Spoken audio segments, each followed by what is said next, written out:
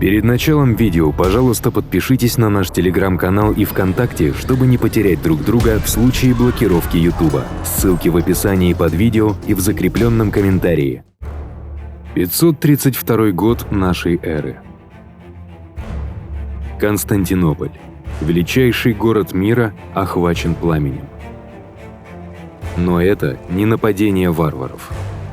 Граждане Восточной Римской империи устраивают беспорядки, убивают государственных чиновников и поджигают здания. Запертый в собственном дворце император Юстиниан боится, что его правление подошло к концу. Он уже уступил требованиям толпы и уволил самых ненавистных чиновников. Но теперь толпа провозглашает нового императора Гипатия. Лишь его жена, императрица Феодора, придаст Юстиниану смелости действовать, и его самый верный полководец Велизарий, к которому он обратится, чтобы сокрушить своих врагов и сохранить власть. После столетий имперского кризиса правление Юстиниана станет свидетельством такой борьбы римлян, о которой мало кто мечтал. Великие победы над варварами, отвоевание самого Рима и воссоединение империи.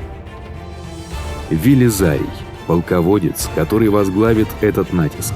Его будут помнить как последнего великого полководца Рима.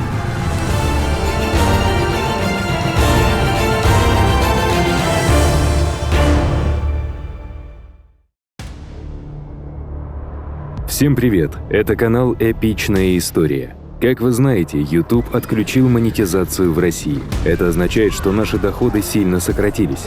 До этого мы полагались только на доходы с монетизации. Однако производство видео – дорогостоящий процесс. Сейчас вы можете поддержать нас несколькими способами. Самый легкий – перейти в нашего Telegram-бота и выбрать удобный для вас способ пожертвования. Если вы хотите сами перейти по ссылке, то мы подготовили для вас такие варианты. Оформить подписку на Boosty, сделать донат рублем или отправить деньги через криптовалюту. Все ссылки находятся в описании под видео и в закрепленном комментарии под видео. У нас еще есть проекты, которые хочется реализовать. Спасибо за то, что вы с нами.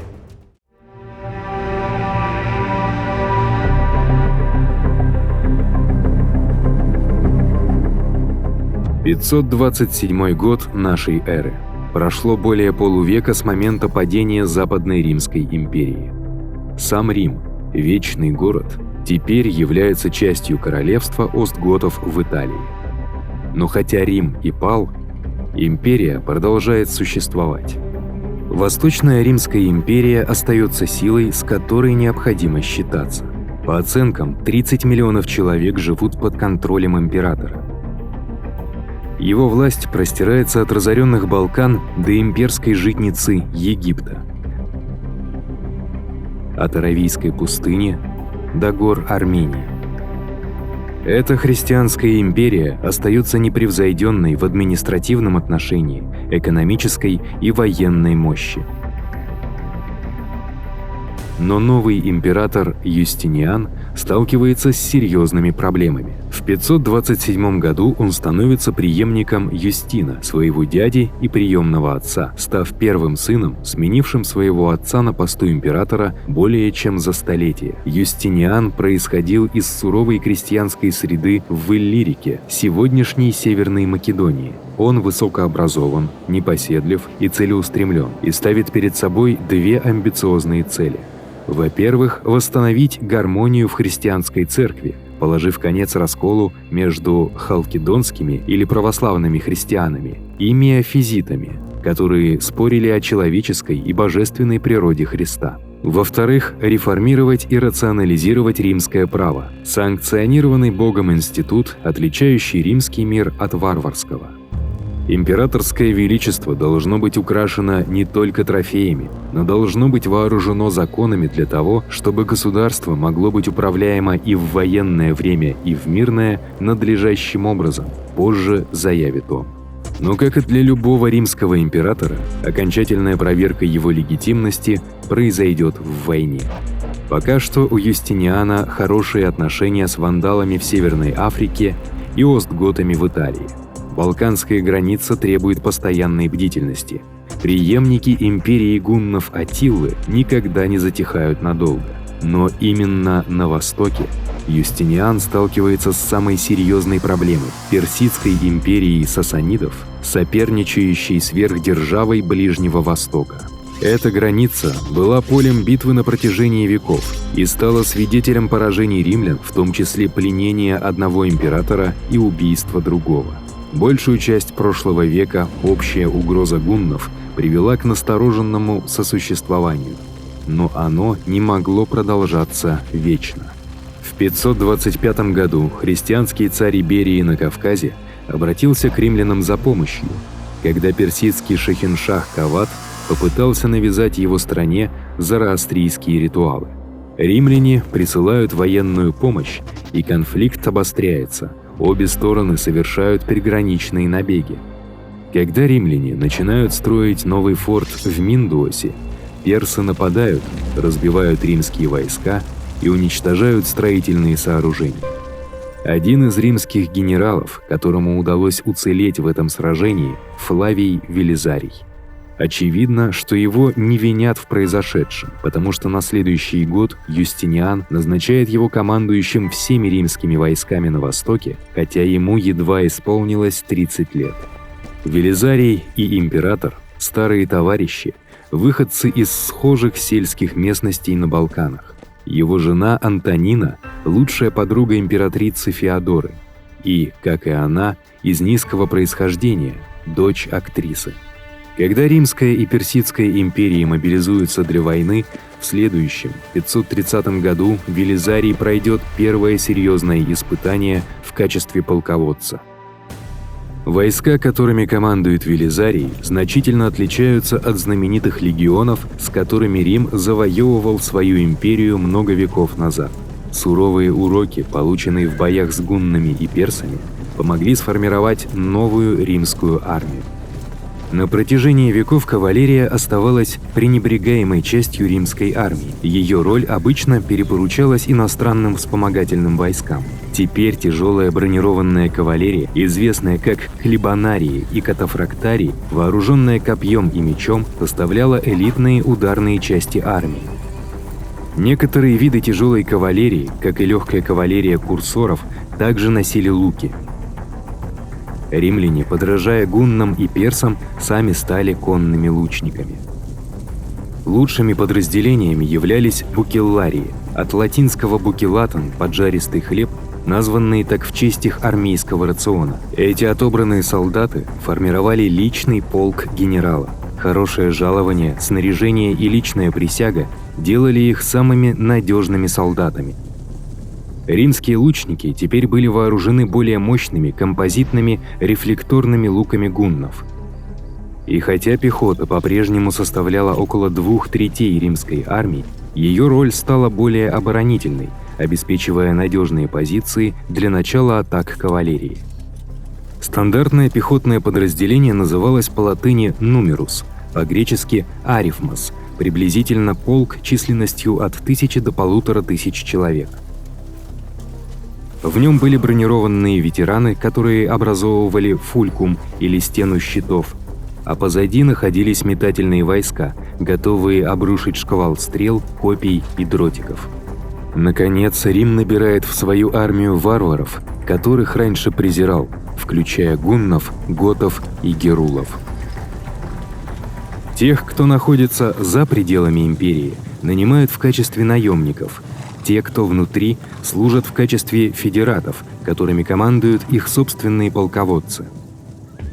Военная организация империи также подверглась пересмотру. Двумя центральными полевыми армиями, размещенными по обе стороны Босфора, командует магистр армии в столице.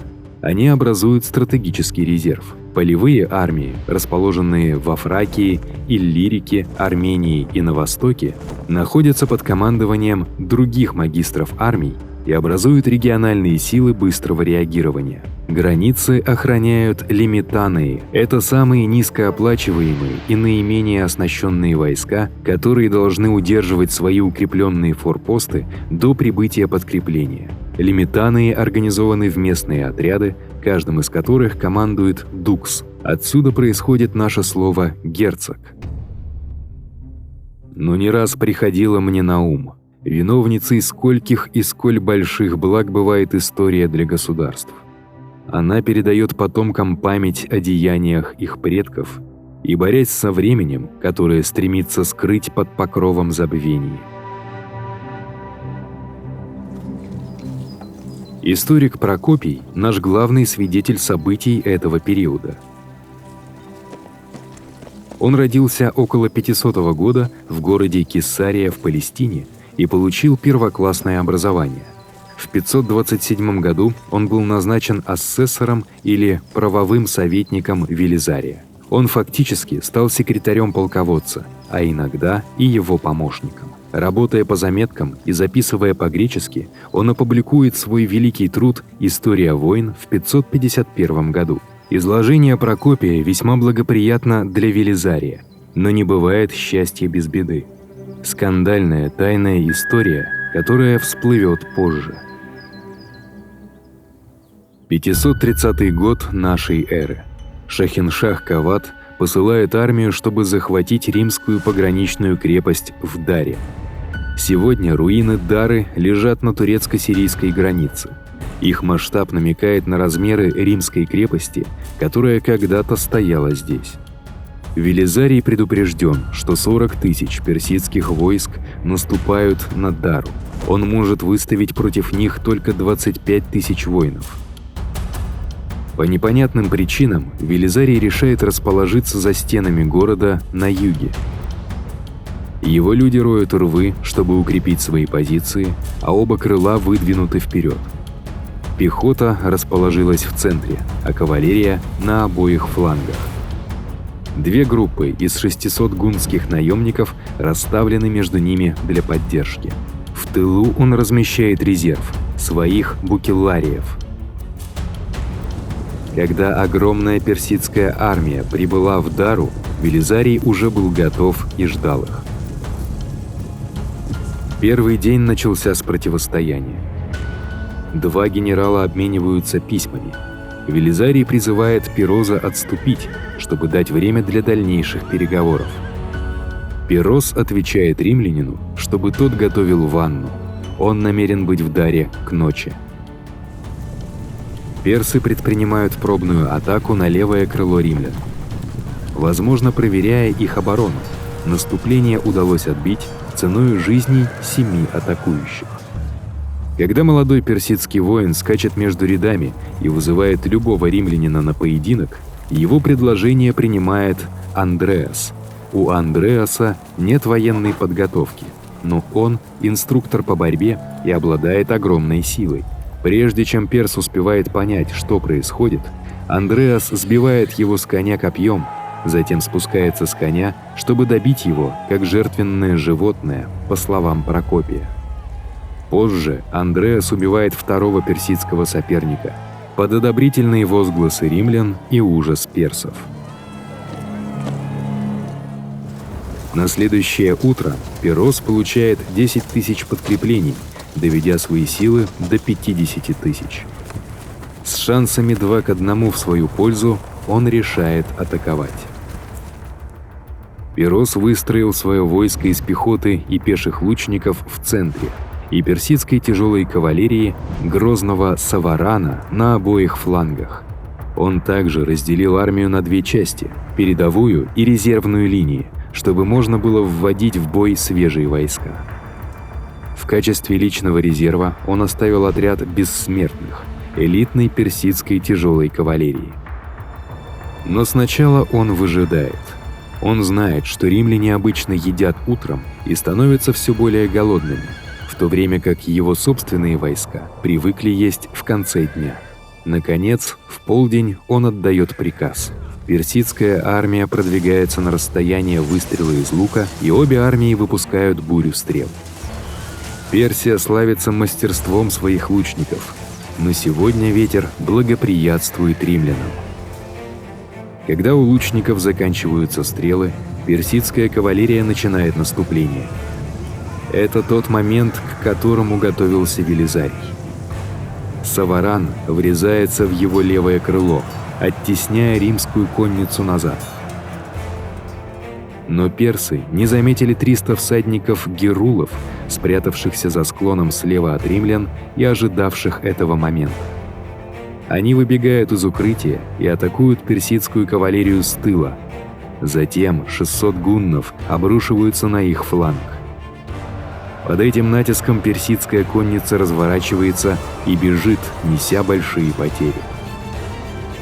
Перос переключается на другой фланг, атакуя своей тяжелой кавалерией при поддержке элитных бессмертных. Под натиском римская кавалерия начинает отступать к стенам Дара. Но Велизарий увидел угрозу. Он отзывает гуннов, преследующих правый фланг персов, и направляет оба отряда гуннов, а также своих букеллариев во фланг и тыл персидской атаки. Это решающий момент битвы. Левое крыло персов внезапно оказывается под ударом с 3 сторон. Те, кто не смог убежать, были перебиты.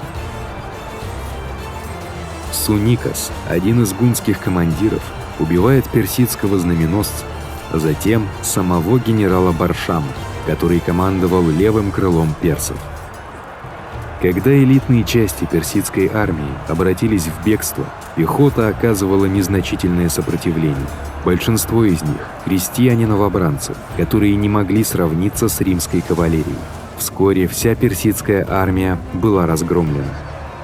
Велизарий, довольный своей победой и не желая рисковать в последнюю минуту, остановил преследование. Прокопий упоминает, что на поле боя осталось около 8000 убитых персов, и это число может быть точным.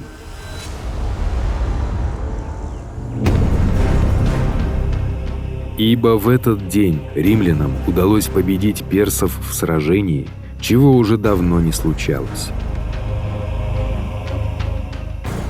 Велизарий одержал блестящую победу для империи.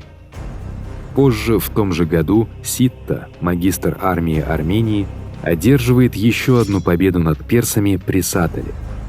Война разворачивается в пользу Рима. Но на следующий год, воодушевленный восстанием самаритян в Палестине, Шахиншах Кавад приказывает совершить крупномасштабный рейд вдоль реки Евфрат. Велизарий собирает армию, чтобы встретить их, но, опустошив римскую территорию, персы предпочитают уйти с добычей. Велизарий преследует их. Его подчиненные убеждают уничтожить врага, пока он не сбежал. Вопреки здравому смыслу, он нападает на персов за день до пасхального воскресения при Каллинике. Битва закончилась катастрофой. Арабские союзники Рима, гассаниды, удерживают правый фланг. Но Прокопий в своих записях обвиняет их в бегстве при первых признаках опасности. Персидская конница опрокидывает римскую линию. В отчаянии римская пехота формирует заслон из щитов, расположившись спиной к реке. Они сдерживают вражескую кавалерию, давая время остаткам армии перебраться через реку. Калинник стал унижением для Рима и для Велизария. Его собственная роль в битве неясна. Согласно Прокопию, он остался с пехотой и организовал отступление. Другой источник утверждает, что он бежал одним из первых.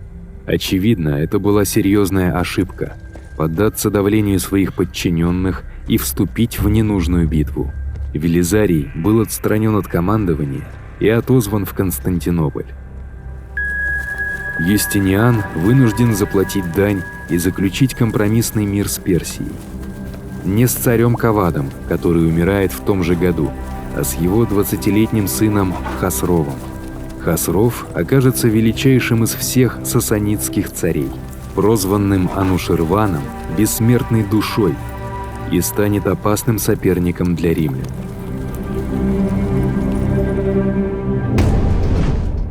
Когда на следующий год в Константинополе вспыхивают крупные беспорядки, Велизарий находится в столице, стремясь восстановить свою запятнанную репутацию. Беспорядки были спровоцированы фракциями ипподрома «Зеленой» и «Синий». Это не просто любители гонок на колесницах. Фракции управляют целыми районами города. Сначала они добиваются лишь освобождения заключенных товарищей, но затем раздаются призывы к назначению нового императора Гиппатия, племянника императора Анастасия. Возможно, соперники Юстиниана в Сенате играют свою роль во всей этой ситуации. Юстиниан колеблется. Он размышляет, не следует ли им бежать из столицы. Затем заговорила Феодора. «Жизнь беглеца, — заявляет она, — была бы невыносимой. Лучше воспользоваться старой поговоркой «царская власть – прекрасный саван». Другими словами, лучше умереть с боем». Император воодушевляется словами Феодоры и приказывает Велизарию и еще одному генералу, Мунду, подавить восстание. Закаленные войска Велизария внезапно нападают на бунтовщиков. Пощады не будет. Улицы залиты кровью. Окончательное число погибших оценивается в 30 тысяч человек. Это каждый 20-й житель города. На следующий день Юстиниан приказывает казнить Гиппатия и его брата, вероятно, невинных пешек в чьем-то заговоре. Их тела бросают в море. Благодаря Феодоре и Велизарию трон Юстиниана в безопасности. Пока. Римский император больше других полагался на одно качество своих генералов – преданность. Велизарий доказал свою верность. Теперь Юстиниану необходимо укрепить поддержку своего правления, утвердить свою легитимность и благосклонность Бога военной победой. Он заключил дорогостоящий мир с Сасанидской империей, поэтому он повернет на запад.